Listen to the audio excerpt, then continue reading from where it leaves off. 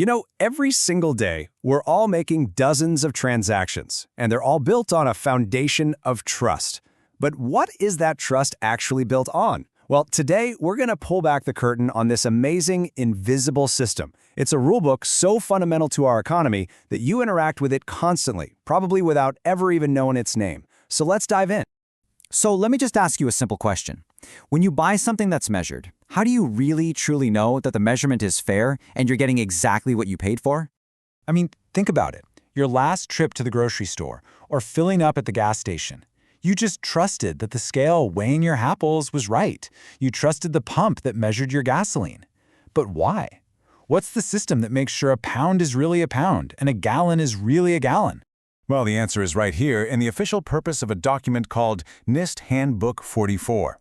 Its goal is actually pretty simple, but it's incredibly powerful to make sure that transactions are clear and transparent. And maybe most importantly, that the devices we use don't make it easy for someone to commit fraud. So, let me introduce you to the unsung hero of our story. This handbook.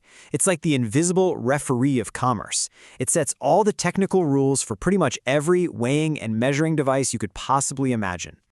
All right, so to really see how this all works, let's follow the handbook through a pretty typical day.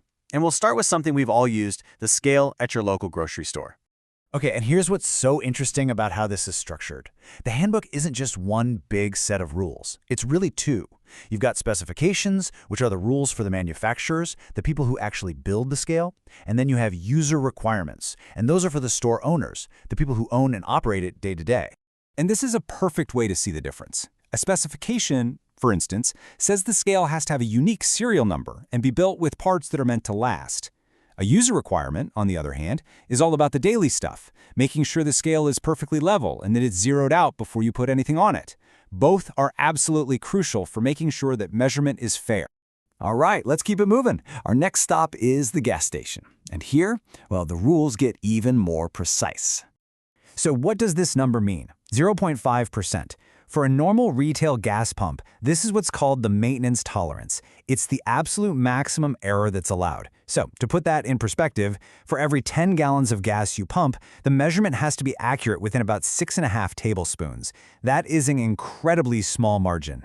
And that brings us to this really key concept, tolerance. See, the handbook is smart. It recognizes that no machine on Earth is perfect. Tolerance is basically the tiny, legally defined wiggle room that a device is allowed to have. Now, it's not a license to be wrong. It's just an honest acknowledgement of real-world physics, making sure that even with tiny fluctuations, the measurement is still fundamentally fair. But look, scales and gas pumps, they've been around for a long time. So what happens when new technology comes along and creates completely new ways of buying and selling things? Well, the handbook evolves. This is not some dusty old rulebook that's been sitting on a shelf for 100 years. I mean, it has a history that stretches way back, but the crucial part is it's updated every single year to keep pace with our changing world. Its scope is just massive, and it's always expanding. Of course, it covers the classics, right? Like the scales you see in every grocery store. And yep, it also governs the taximeters that have been measuring our cab rides for decades. And pretty much all sorts of liquid measuring devices, from the gas pumps we just talked about to the meters that measure your home heating oil. But check out how it's adapted. The handbook now has a whole section just for electric vehicle fueling systems, applying those exact same principles of fairness to the sale of kilowatt hours. And this is where it gets really wild. It even has a code for transportation network measurement systems. That's the fancy technical term for the apps that calculate your rideshare fare. The rulebook is absolutely keeping up with the digital economy. So we have this incredible rulebook. But hey, rules are only as good as their enforcement, right? So who are these people making sure that businesses are actually playing fair? Well, you can think of them as the measurement police. Officially, they're called weights and measures officials. And these officials, they follow a very clear process. First, they inspect the device. They're making sure it meets all the design rules. Then, they test it against their own perfectly calibrated standards to check its accuracy. If it passes both of those checks, it gets an official seal. If it fails, it gets a rejection tag, and it cannot be used until it's fixed. Now, this is a really crucial distinction that these officials live by. A device can be accurate, meaning it measures within that legal tolerance we talked about, but it can still be incorrect.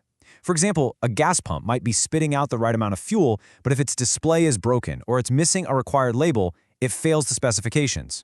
That means it's not correct. Only devices that are both accurate and correct get that seal of approval. So why? Why go through all this trouble? Why have a 1,000-page handbook and this whole army of inspectors for something we barely even notice?